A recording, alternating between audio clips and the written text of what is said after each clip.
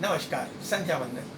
Society of career technology एवं जन विकास महासभा द्वारा आयोजित इस जूलॉजी क्लास के एपिसोड नंबर 120 में आपका पुनः स्वागत है। आज का टॉपिक है एंडोक्राइन्स, हिंदी मीडियम। एंडोक्राइन की शुरुआत, जरा उसके पहले की हिस्ट्री में आपको बताऊं। 1849 की बात है। एच बर्थॉल्ड ने मुर्गी का जो चूजा होता है ना, मेल चूजा, कॉकरेल, तो कॉकरेल को लेकर के उसको डिसेक्ट करके उसकी टेस्टिस को बाहर निकाल दिया।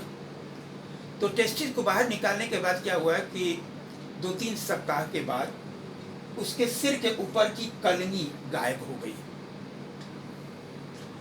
दूसरे प्रयोग में उन्होंने ये किया कि एक दूसरी मेल कॉकरेल बर्ड लिया, उसकी टेस्टिस निकाली, उसे पीस कर, छान कर और फिर इंजेक्शन की सीरीज में भरा और पहले वाले कॉकरेल को उसका इंजेक्शन लगा दिया। तो उसके सिर के ऊपर कलगी फिर पैदा हो गई। इसका मतलब क्या हुआ? पहले सोचा जाता था कि टेस्टिस और ओवरी का काम सिर्फ गैमीट्स, स्पर्म और ओवा उत्पन्न करना है और किसी काम से इनका कोई संबंध नहीं। लेकिन इस प्रयोग से यह संबंध ज्ञात हुआ कि टेस्टिस और सिर के ऊपर की कलगी के डेवलपमेंट में कहीं कोई संबंध है। 1855 में एडिशन नाम के वैज्ञानिक ने एड्रीनल कॉर्टेक्स की कमी से होने वाले एडिशंस डिजीज की खोज की। सन 1889 में 2 बड़े मजेदार प्रयोग हुए। 2 रूसी वैज्ञानिक थे, एक तो वॉन मेरिंग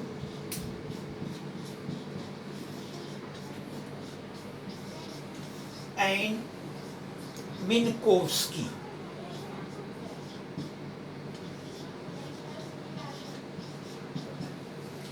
इन्होंने कुत्ता पाल रखा था और कुत्ते से इनको बहुत लगाव था। बीच में एक बार क्या हुआ कि कुत्ते को कुछ लूज मोशन हो रहे थे, पेट में दर्द हो रहा था, वो ठीक नहीं हो रहा था। सामान्य दवाओं से जब ठीक नहीं हो पा रहा था तो इन्होंने सोचा कि शायद कहीं इसके पेट में कोई गड़बड़ी है, तो उसे बेहोश करके उसका ऑपरेशन किया। तो उस कुत्ते में देखा उन्होंने कि डिओडिनम में अल्सर हो गया था। तो जितना हिस्सा अल्सर वाला था उसको काट करके उन्होंने हटा दिया और फिर से उसे सिल दिया।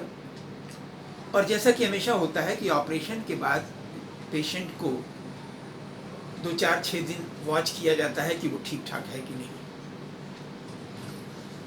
ये भी उससे वॉच कर रहे थे।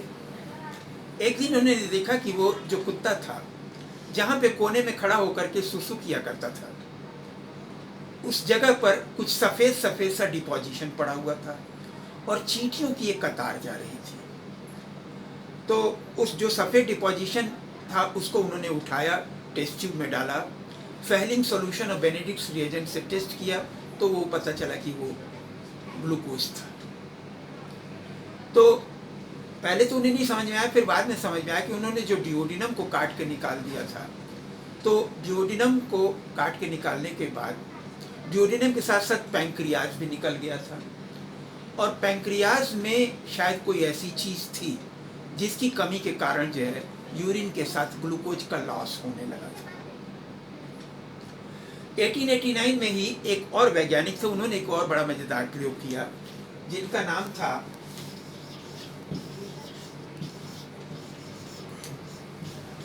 Brown sacred.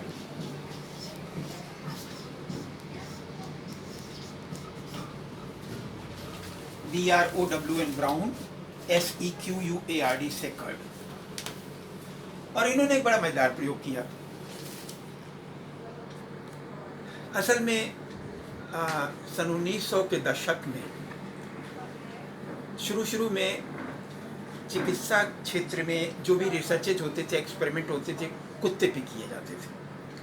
तो उन्होंने एक 70 साल उनकी उम्र हो गई थी ब्राउन सेकर्ड की, और कुत्ते को उन्होंने बेहोश किया, उसकी टेस्टिस निकाली और उसकी टेस्टिस को पीस करके छान करके उसका सत्त ले करके अपने आप को उसका इंट्रामस्कुलर इंजेक्शन लगा लिया। And after that injection he felt N increased desire of sex.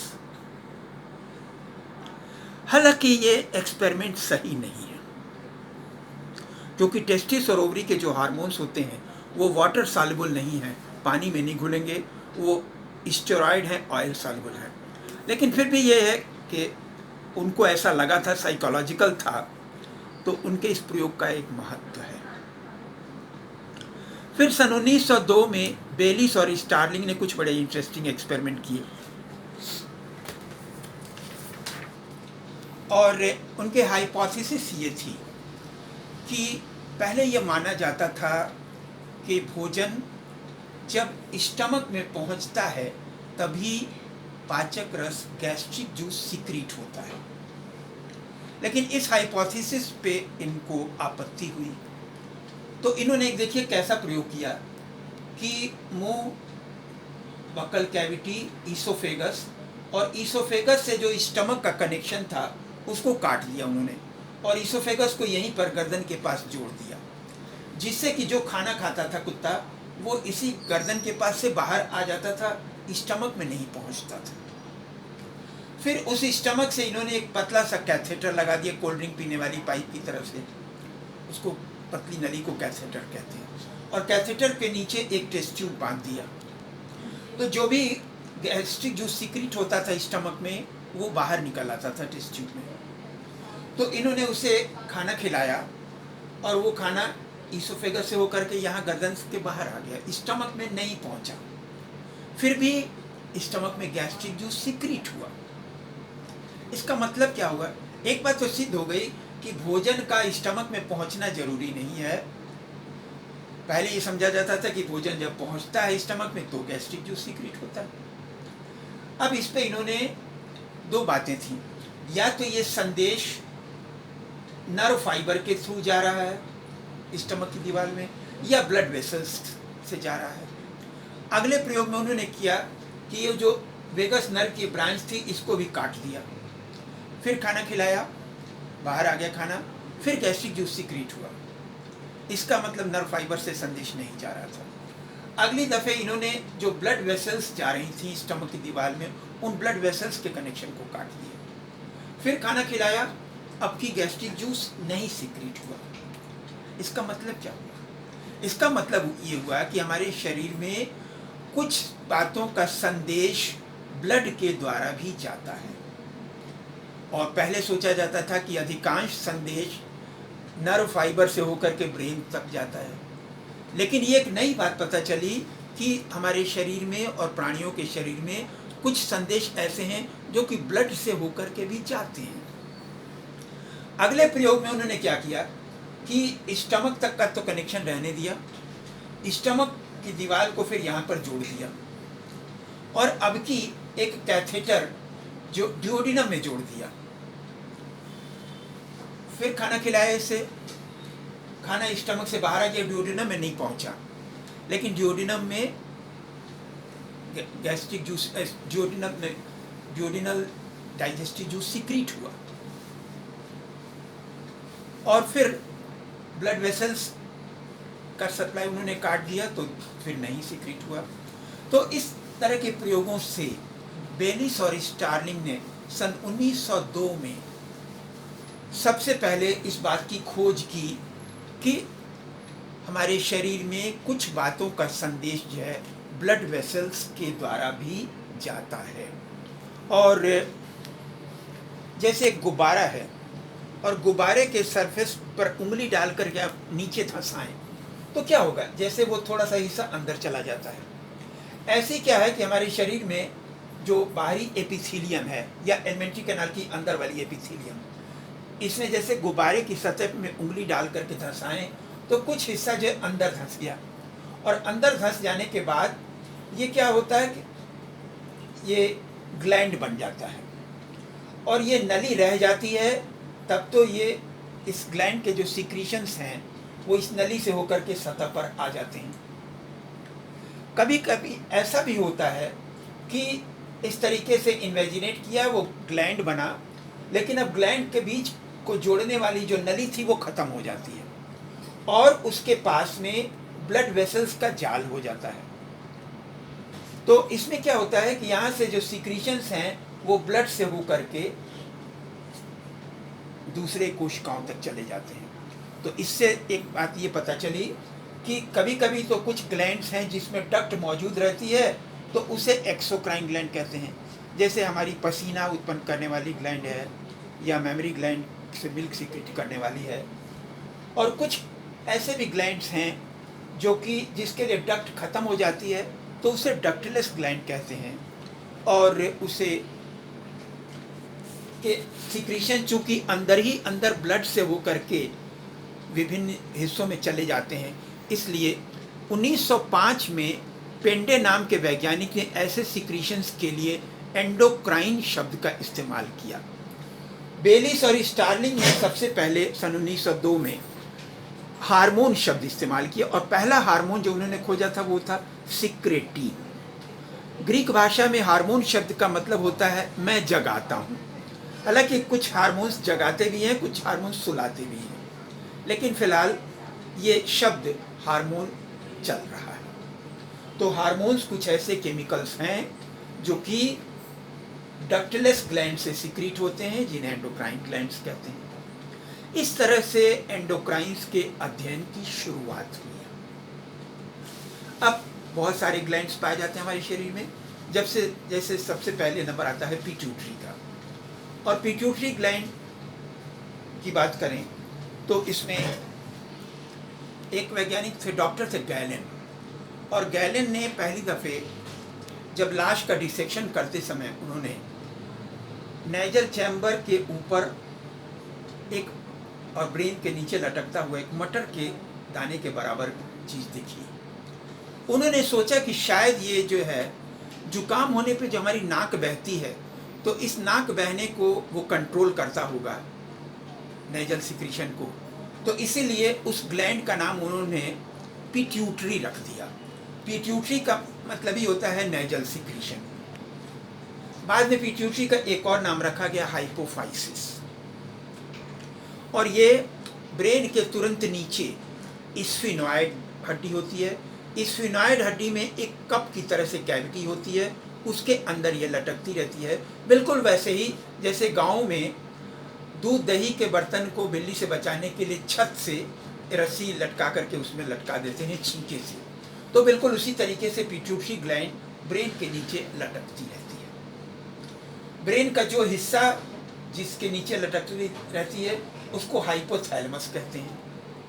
और इस पिट्यूटरी ग्लैंड में मैमल्स, बर्ड्स और मैमल्स में तो सिर्फ दो हिस्से होते हैं, एक एंटीरियर लोब होता है, एक पोस्टीरियर लोब होता है।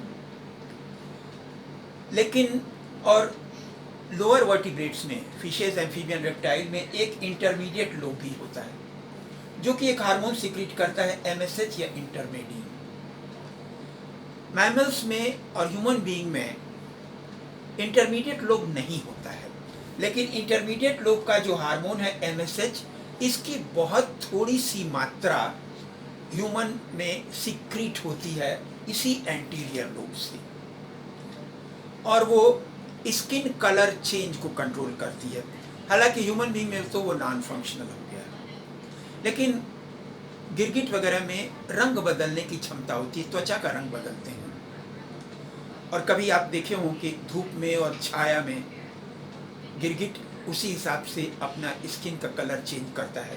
तो स्किन कलर चेंज करने के लिए एक हार्मोन होता है MSH, मिलानोसाइट स्टिमुलेटिंग हार्मोन या इंटरमेडियन। और इसका काम करने का तरीका भी बड़ा मज़ेदार है। रंग कणिकाएं या पिगमेंट ग्रेन्यूल्स जो मिलानोफोर है, सेल के न्यूक्लियस के पास में रहते हैं और इरिडोफोर्स पेरीफेरी के पास में, तो वही त्वचा जो है लाइट रंग की दिखाई देती है।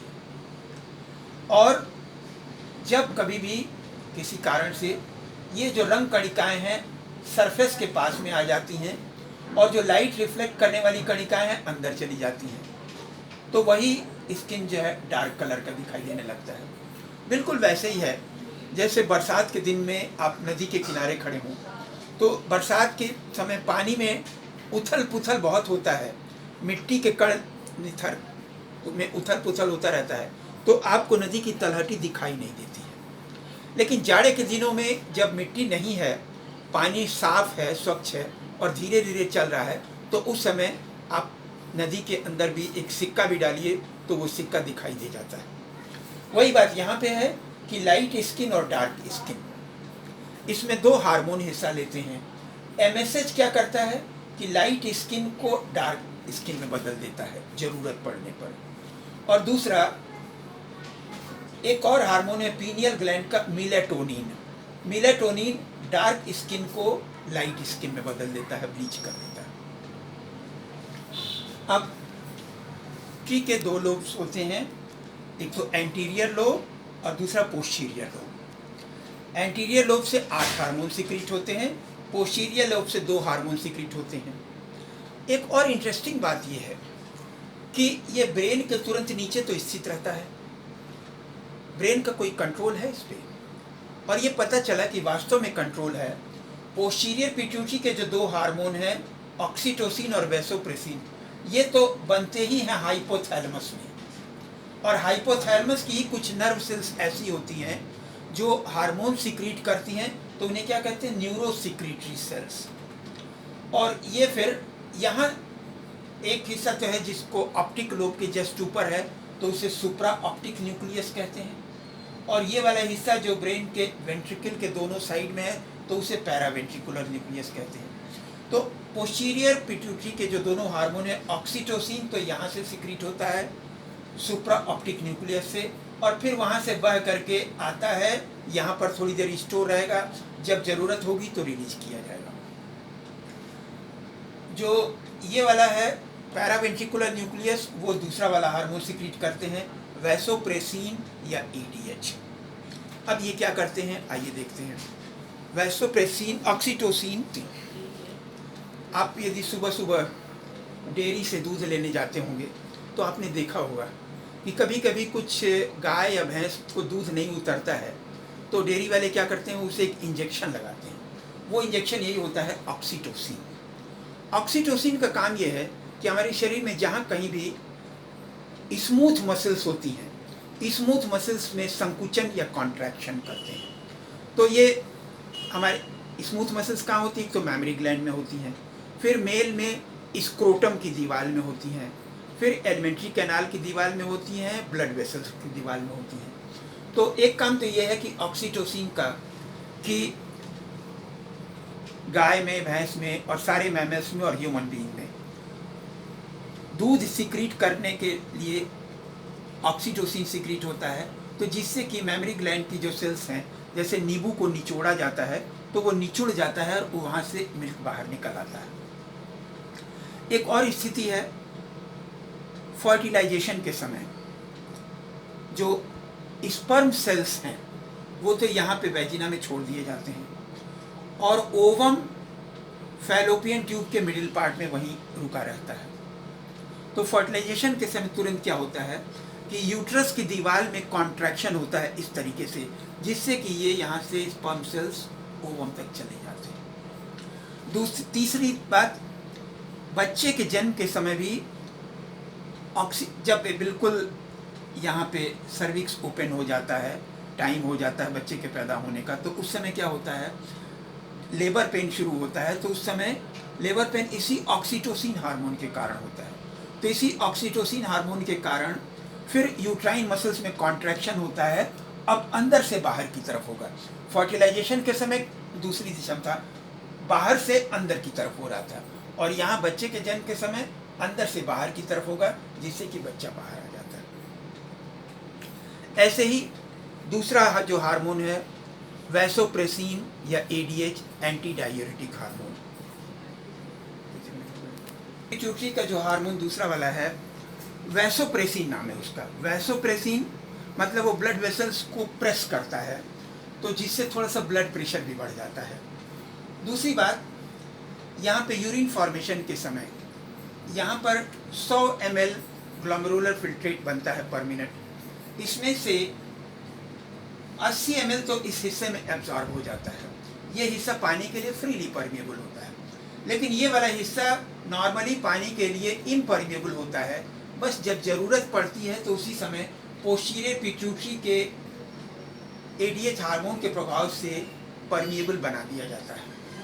जैसे मान लीजिए गर्मी के दिनों में हमें 2-3 घंटे तक पानी पीने का मौका नहीं मिला और हमारे शरीर से पसीने के द्वारा बहुत अधिक वाटर का लॉस हो गया, तो उस समय क्या होता है कि ब्लड में पानी का अमाउंट कम हो जाता है थोड़ा सा, और ये ब्लड वेसल्स की दीवार में कुछ ऑस्मो रिसेप्टर्स होते हैं, ये यहाँ से संदेश ले जाते हैं पोस्टीरियर पिट्यूटरी को। पोस्टीरियर पिट्यूटरी और अधिक एडीएच रिलीज कर देता है, तो ये हिस्सा फिर से डिस्टल ट्यूब्यूल पानी के लिए परमिएबल कर दिया जाता है और अधिक पानी एब्जॉर्ब हो जाता है, तो यूरिन के साथ कम पानी बाहर जाता है। अब इसकी दूसरी स्थिति देखिए।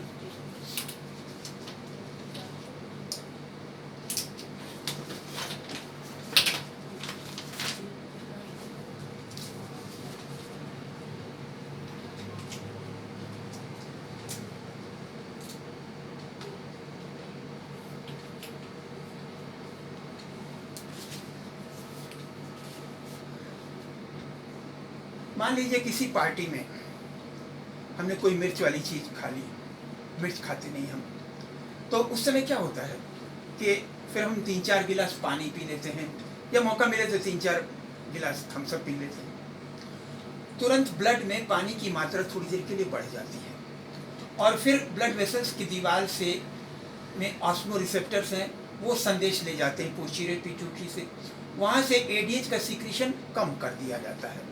जब एडीएच का सीक्रेशन कम कर दिया जाता है तो ये हिस्सा पानी के लिए इम्परमिएबल बना रहता है और यहाँ पे पानी का रीअब्जॉर्प्शन कम होता है, तो अधिक पानी जो है यूरिन के साथ बाहर चला जाता है। इस तरह से एडीएच के द्वारा ब्लड में पानी की मात्रा का भी नियंत्रण किया जाता है। इसके बाद एंटीरियर पिट्यूटरी के 8 हार्मोन और हाइपोथैलेमस हम लोग कल बात करेंगे। Thank you very much.